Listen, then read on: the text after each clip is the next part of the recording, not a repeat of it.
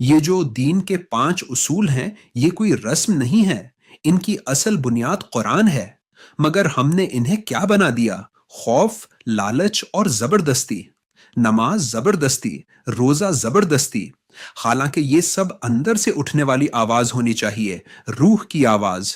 شہادت کیا ہے؟ یہ الفاظ نہیں، یہ ایک باطنی تجربہ ہے۔ جب انسان کے اندر سے آواز اٹھتی ہے لا الہ الا اللہ، تو یہ زبان نہیں بولتی، یہ دل بولتا ہے، یہ نفس بولتا ہے، یہ روح بولتی ہے۔ اشہد کا مطلب ہے میں گواہی دیتا ہوں، اور گواہی اسی چیز کی دی جاتی ہے جسے دیکھا گیا ہو۔ تو سوال یہ ہے، کیا ہم نے اللہ کو دیکھا ہے؟ اگر نہیں دیکھا، نہ سمجھا، نہ محسوس کیا، تو پھر یہ کیا ہے؟ یہ صرف ایک روایت ہے جو ہم زبان سے دہرا رہے ہیں۔ کلمہ کوئی رسم نہیں ہے، یہ ایک تجربہ ہے، ایک حقیقت جسے اندر کی بصیرت سے سمجھنا ہوتا ہے۔ اللہ کیا ہے؟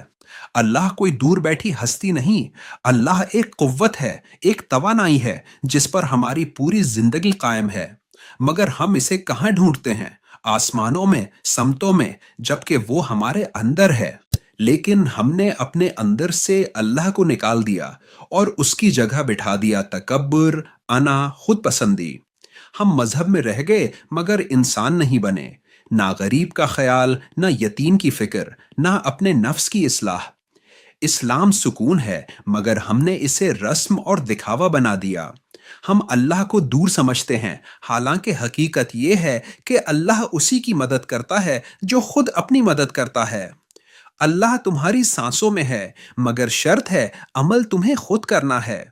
اگر تمہیں اللہ کی پہچان نہیں، اس کی معرفت نہیں، تو تم نے ابھی دین میں داخل ہونا شروع ہی نہیں کیا۔ یہی پہلی سیڑھی ہے، شہادت۔